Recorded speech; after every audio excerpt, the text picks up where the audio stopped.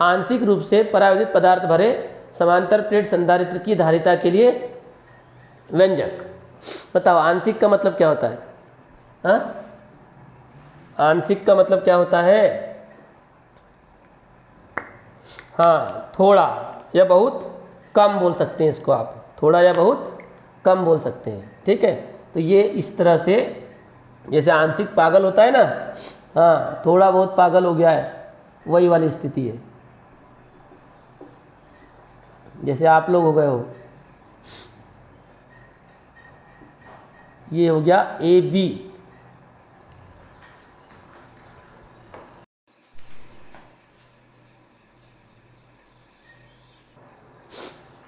दिख रहा है सबको?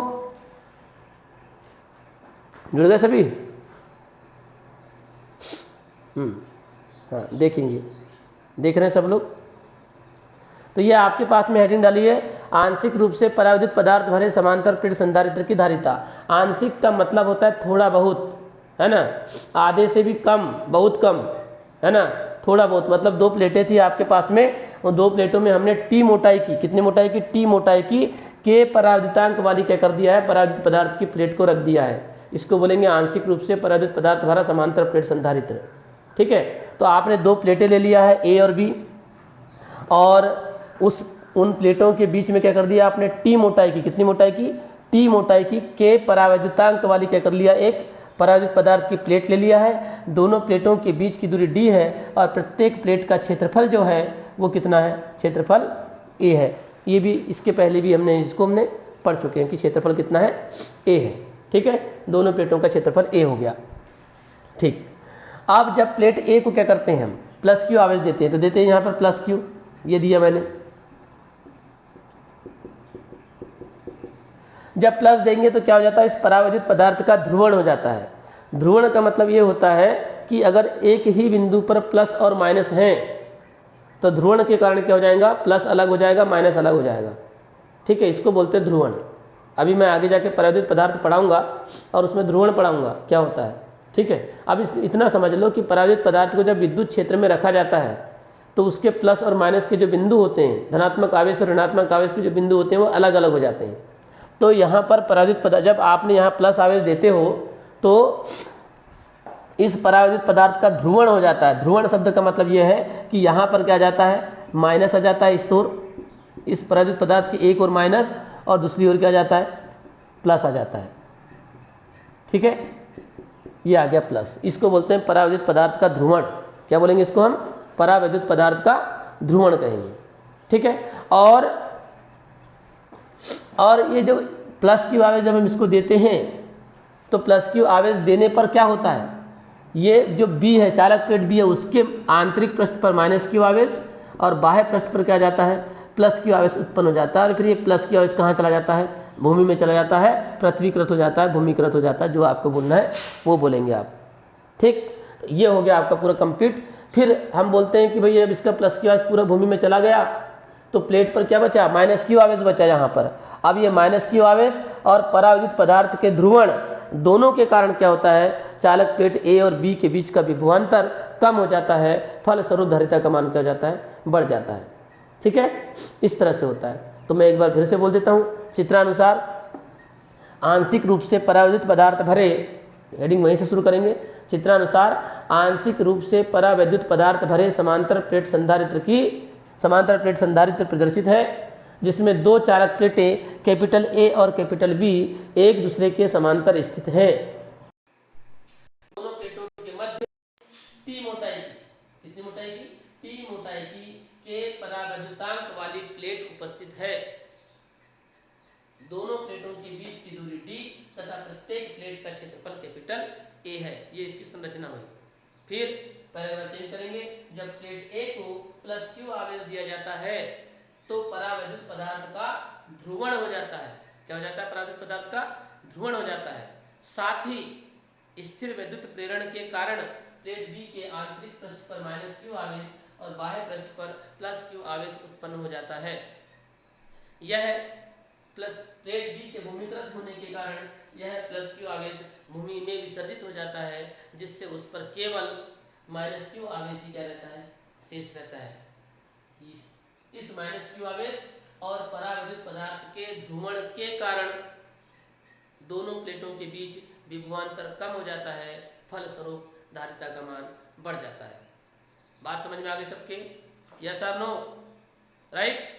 एक बार फिर से बोल रहा हूँ, ध्यान से सुनेंगे, सब चित्र की ओर देख रहे हैं। चित्रानुसार आंशिक रूप से परावैद्युत पदार्थ भरे समांतर प्लेट, आंशिक रूप से परावैद्युत पदार्थ भरा समांतर प्लेट संधारित्र प्रदर्शित है, जिसमें दो चालक प्लेटें ए और बी एक दूसरे के समांतर स्थित हैं। दोनों प्लेटों के बीच या दोनों प्लेटों के मध्य टी मोटाई की के परावैद्युतांक वाली प्लेट उपस्थित है।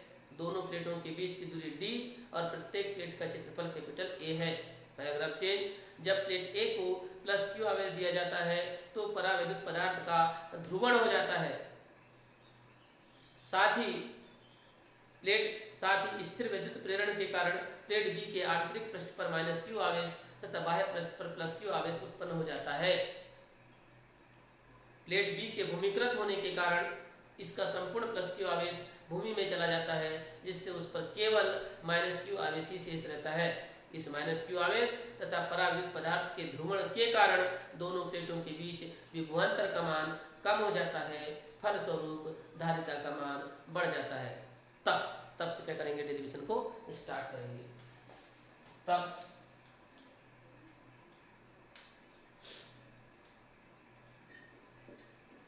तब क्या होगा,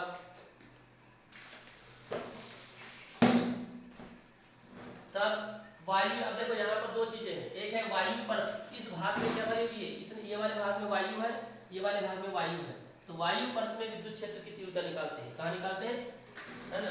वायु परत में दोनों प्लेटों के मध्य, वायु परत में दोनों, वायु परत में दोनों प्लेटों के मध्य विद्युत क्षेत्र की तीव्रता, वायु परत में दोनों प्लेटों के मध्य विद्युत क्षेत्र की तीव्रता, ठीक है? वायु परत का मतलब भाई यहाँ पर पूरी वायु भरी हुई है, ये पूरी वायु ही है, सिर्फ इतने से भाग में क्या भरा हुआ है, परावैद्युत पदार्थ भरा हुआ है। तब क्या लिखेंगे, वायु परत में दोनों प्लेटों के मध्य विद्युत क्षेत्र की तीव्रता क्या होती है, बताओ? विद्युत क्षेत्र की तीव्रता E इज इक्वल टू क्या होती है, बताओ?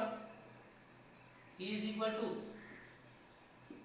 सिग्मा अपॉन एप्सिलॉन 0 होती है, ये हो गया। अब जब तीव्रता निकलने तो क्या निकालेंगे, आप दोनों प्लेटों, आप वायु परत में दोनों प्लेटों के मध्य विभवांतर, अब वायु परत में दोनों प्लेटों के मध्य विभवांतर, है ना? अब विभवांतर बराबर क्या होता है, बताओ?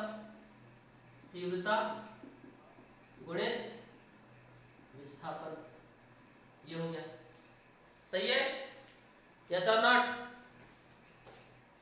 सही है कि नहीं, है ना? अब तीव्रता गुणित विस्थापन है तो विभवांतर हो गया आपका V, तीव्रता सिग्मा अपॉन एप्सिलॉन 0, और विस्थापन कितना होगा बताइए, विस्थापन कितना होगा, विस्थापन कितना होगा बोलो?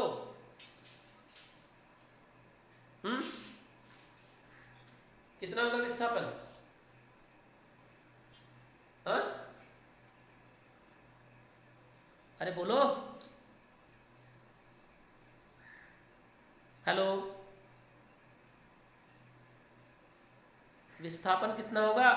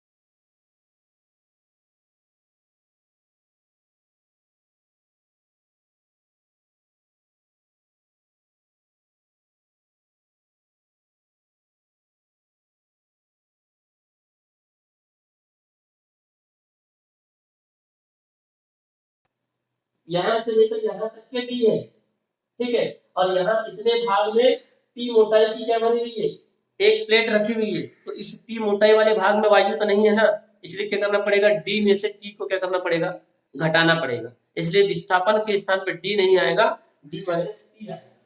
क्लियर है? ओके, डी माइनस टी आएगा, ये हो गया। इसको देते हैं, इसको E1 नाम दे दो और इसको V1 नाम दे दो, इसको देते हैं समीकरण नंबर 3। ये तो हुआ वायु पथ में दोनों प्लेटों के मध्य विद्युत क्षेत्र की तीव्रता और वायु पथ में दोनों प्लेटों के मध्य विद्युत। अब क्या करेंगे, हम परावर्तित पदार्थ में विद्युत क्षेत्र की तीव्रता निकालेंगे। हमने उसको छोड़ दिया था, हमने वायु वायु निकाला था, अब क्या है, ये परावर्तित पदार्थ में दोनों प्लेटों के बीच क्या है, दोनों प्लेटों के बीच में ही है, तो हम उसको लिखेंगे अब परावर्तित पदार्थ, परावर्तित पदार्थ में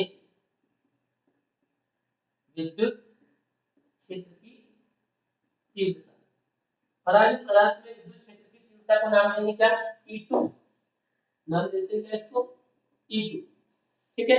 और E2 इज इक्वल टू कितना होगा, E2 इज इक्वल टू, ठीक है, E2 इज इक्वल टू कितना होगा, वही तीव्रता, क्योंकि ये भी तो परावर्तित पदार्थ का रखा हुआ है, दोनों प्लेटों के बीच में ही रखा हुआ है ना, तो तीव्रता तो होगी सिग्मा अपॉन एप्सिलॉन 0, लेकिन क्योंकि परावर्तित पदार्थ है तो परावर्तित पदार्थ का परावर्तन तो क्या हो जाएगा, यहाँ पर गुणा हो जाएगा। बात समझ में आ रही है अब, क्लियर? तो E2 इज इक्वल कितना हो जाएगा, सिग्मा अपॉन एप्सिलॉन 0 इनटू के हो जाएगा, ये हो गया आपका तीव्रता। अब जब तीव्रता निकले तो आप पराविद्युत पदार्थ के दोनों सिरों के मध्य,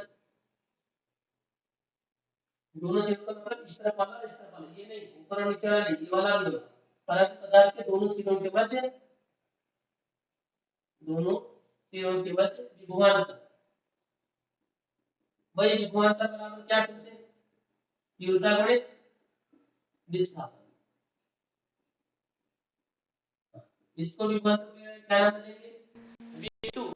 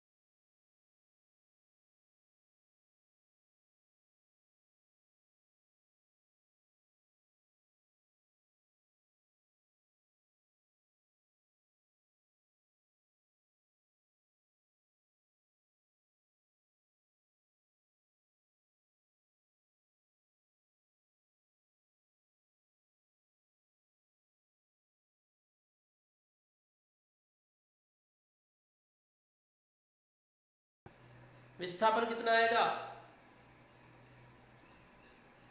बताओ, कितना आएगा विस्थापन, हाँ जोर से बोलो ना, अरे यार ये किसी का फोन आता है, कुछ आता है, ये माइक बार बार बंद क्यों होते जा रहा है,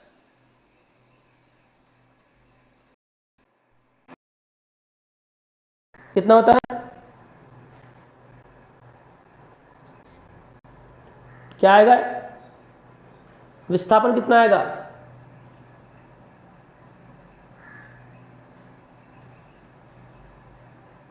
बाकी लोग क्या यहाँ पर मेरे सूरत देख रहे हो क्या? बाकी लोगों को समझ में नहीं आ रही बात क्या? हाँ, अरे केवल टी आएगा। परावर्तित पदार्थ के दोनों सिरों के मध्य विभवांतर तीव्रता गुणित विस्थापन। तीव्रता आपके पास में सिग्मा अपान एप्सिलॉन 0 के, और यहां मैंने क्या लिखा हूं? परावर्तित पदार्थ के दोनों सिरों के मध्य लिखा हूं। तो परावर्तित पदार्थ के दोनों सिरे कौन सा? ये वाला और ये वाला। तो उनके बीच की दूरी कितनी होगी? केवल टी होगी ना? क्या होगी? केवल टी होगी। बिल्कुल डब्बा ही लगते हो तुम लोग, है ना? और ये माइक बंद करो, किसका बज रहा है? V2 is equal to sigma upon epsilon 0 into T. ये होगा। जब आपके पास में दोनों विभवांतर निकल गए तो आप क्या करेंगे?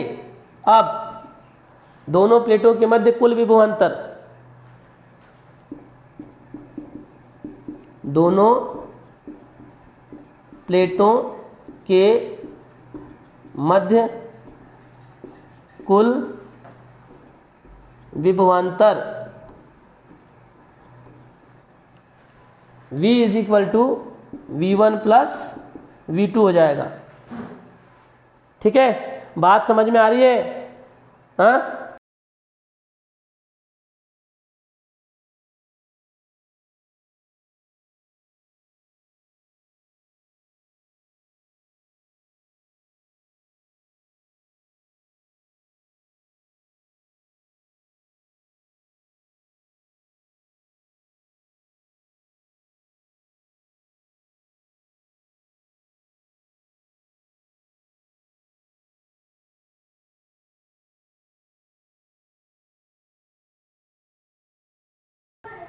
वैल्यू पुट करो।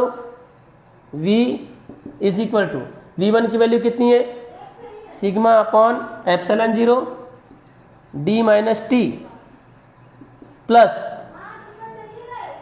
V2 की value sigma upon epsilon 0 K into T. ये आपने V1 वैल्यू V2 की वैल्यू क्या कर दिया? पुट कर दिया, राइट? यस।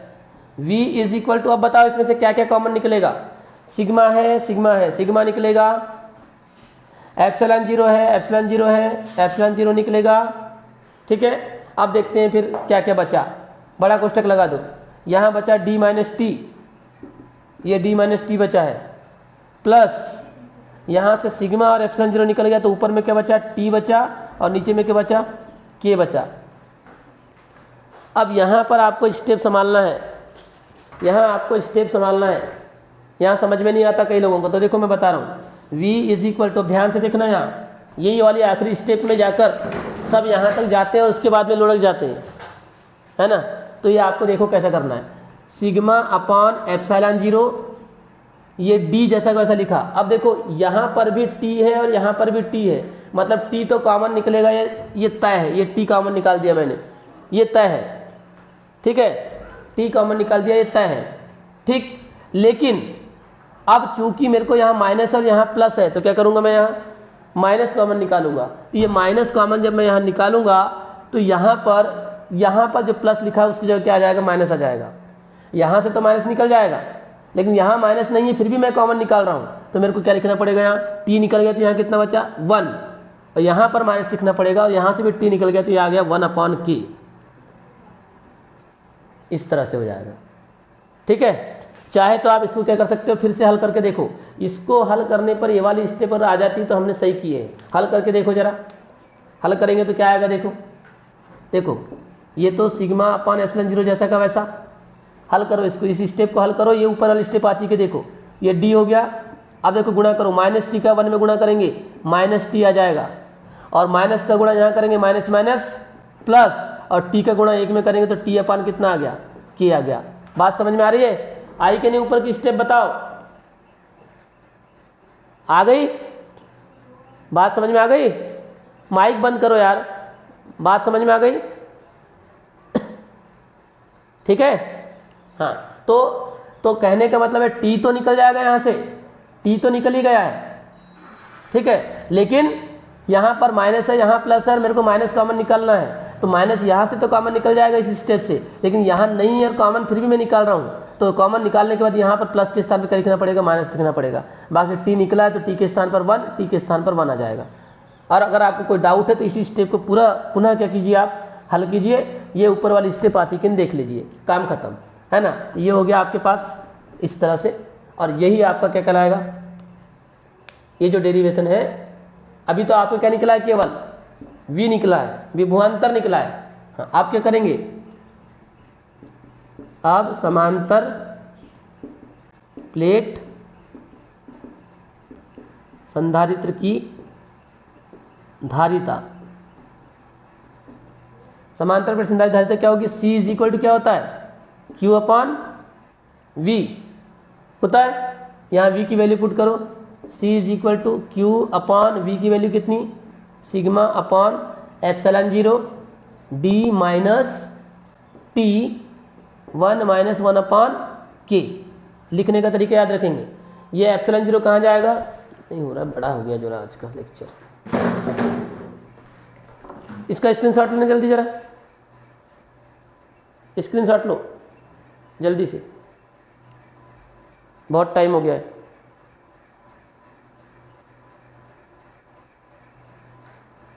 ले लिया,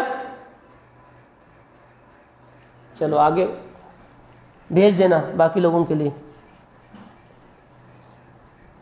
हाँ, अब क्या हुआ बताओ,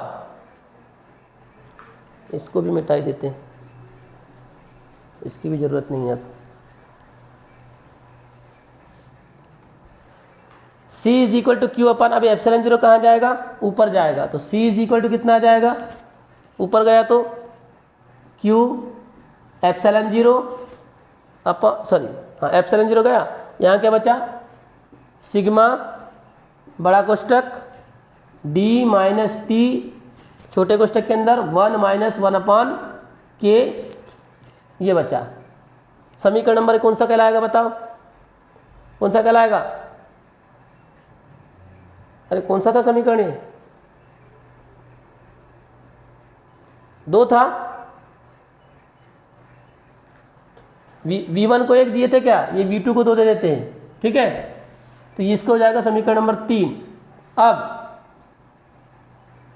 जब इतना हो जाता है तो क्या लगाते हैं, पृष्ठीय आवेश घनत्व, पृष्ठीय आवेश घनत्व लगा देंगे। अच्छा, पृष्ठीय आवेश घनत्व का सूत्र क्या होता है बताओ, sigma is equal to q upon A होता है, तो सूचित करता है Q इज इक्वल टू कितना आ जाएगा, सिग्मा ए आ जाएगा, है ना। और इस Q का मान यहाँ पर क्या कर लो, पुट कर दो, तो समीकरण नंबर किससे, समीकरण 1 से, सॉरी समीकरण 1 से नहीं, समीकरण 3 से C is equal to Q की वैल्यू कितनी है, सिग्मा ए, तो ये हो गया सिग्मा ए, और ये हो गया एप्सिलॉन 0, और अपॉन में आ गया sigma D minus T 1 minus 1 upon K, ये आ गया। सिग्मा से सिग्मा कट गया, तो आपके पास में जो अगली स्टेप आएगी, C इज इक्वल टू आ जाएगी A epsilon 0 upon D minus T 1 minus कोष्टक में बड़ा कोष्टक में लिख दो 1 अपॉन K जी। ये आपका क्या कहलाएगा, फैरेड इन SI सिस्टम, ठीक है। ये हो गया आपका SI सिस्टम में आंशिक रूप से परावृत पदार्थ भरे समांतर प्लेट संधारित्र की धारिता।